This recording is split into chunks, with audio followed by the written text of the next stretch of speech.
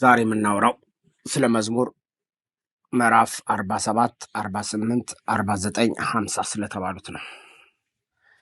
እነዚህ 3 ወይም 4 ምዕራፎች አንድ ላይ ሆነው በጣም አስገራሚ ጥቅም አላቸው።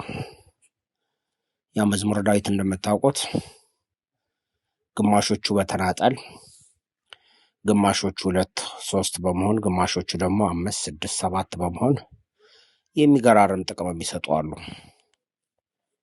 ከ33 እስከ 37፣ ከ43 እስከ 47 እንዳለ መዝሙር፣ ሌሎችም እንዲሁ አንዳንዶቹ ወደ 9 ምዕራፎች ሊሆኑ ይችላሉ።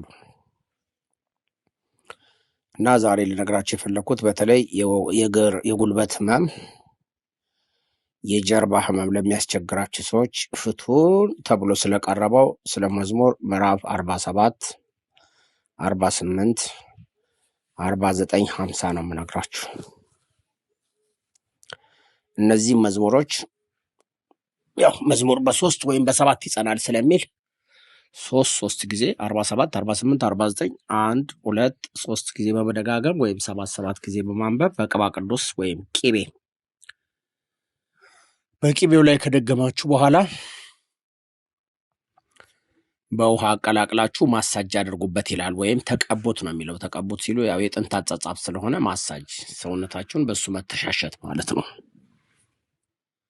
እና ለጀርባና ለእግር ህመም ላለባቸው ሰዎች መዝሙር ምዕራፍ 47፣ 48፣ 49፣ 50 በቅቤ እየደገማችሁ ከውሃ ጋር አቀላቅላችሁ ታሹበት እስክትፈወሱ ነው የሚለው።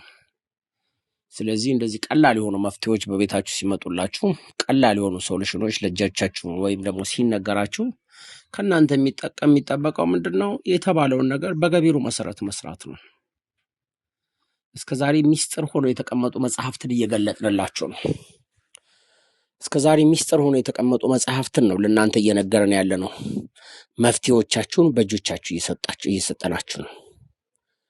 በጣም ሩቅ ቦታ ጸበል ለጸበል ሄዳችሁ የምትንከራተቱ ሰዎች ይሄም የእግዚአብሔር ቃል ነው፣ ተጠቀሙት። በየሆስፒታሉ የምትንከራተቱ ሰዎች እንደ ተጨማሪ ሞክሩት። ሐኪም ቤት አትሂዱ አለለም።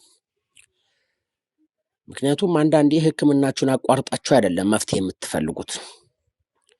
ሕክምናው ባለበት ሁኔታ ይህን ተጠቀሙ። በተለይ የዲስክ መንሸራተት አሁንም እንትን የሚላል እግዚአብሔር የማይፈውሰው አይነት በሽታ የለም።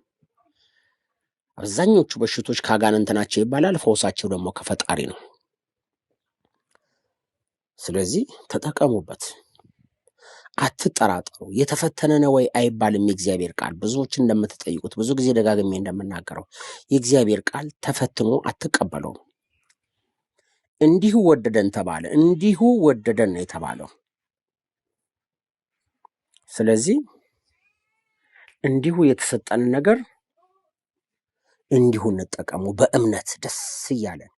ውሃ አስቀምጡ ከፈለጋችሁ፣ ውሃውንም እዚሁ አድርጉና መዝሙር 47፣ 48፣ 49፣ 50 እየደገማችሁ ቅባቱ ላይ ምራቃችን ትፍትፍ እያላችሁበት ወይም ቂቤው ላይ ማለት ነው።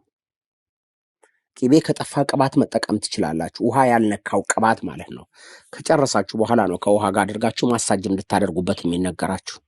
የጉልበት ህመም ላለው፣ ለወገብ ህመም ላለው እና ከጉልበት እስከ ወገብ ባለው ህመም ላለባችሁ ሰዎች ተጠቀሙት ነው የሚለው። እና በተከታታይ ዩቲዩብ ላይ አንዳንድ ነገሮችን ለቃለሁ። ሰሞኑን ትንሽ ተቋርጬ ነበረ፣ ራሴን ቢዚ አድርጌ ስለነበረ ነውና በተከታታይ ዩቲዩብ ላይ ለምለቅላችሁ ነገሮች የገባችሁ ብትችሉ ሰብስክራይብ እያደረጋችሁ ለማየት ሞክሩ። ሰብስክራይብ አድርጉ፣ ማንንም አይጎዳም። እና ሌሎች አባቶቻችን በጣም ድንቅ የሆኑ ሚስጥሮችንም እንገልጣለን፣ ጥበቦችን እናስተምራለን። ኸርባል በደንብ ታጠናላችሁ። በተለይ ኸርባል ሜዲሲን መስራት የምትፈልጉ በተከታታይ የምለቅላችሁ ኸርባል ህክምናዎች አሉ። እናንተ ሐኪም ቤቱን ከፍታችሁ ስሩበት ከፈለጋችሁ። ወጣቱ ትውልድ እየተሸማቀቀ እየፈራ የፈረንጅ ወይም ከፈረንጅ ለሚመጡ ነገሮች ረጅም ጊዜውን እያጠፋ እዚሁ ከቤትህ ከጓሮ የተቀመጠውን ነገር ደግሞ እየፈራህ እየናቅና እያወገዝክ ሊሆን አይችልም። በጣም ሪል የሆነ ፈውስ ያለው እዚሁ አባቶቻችን ጽፎ ያስቀመጡት ያልተቀባባ ያልተሸፋፈነ፣ ልክ እኔ እንደምነግራችሁ ወገቡን ለታመመ፣ ጉልበቱን ለታመመ፣ መዝሙር 47 48 49 50ን በቅቤ እየቀባ በውሃ እንትን ማሳጅ አድርገ በቃ እዚህ ስማች አሳጥረው ነው የነገሩ።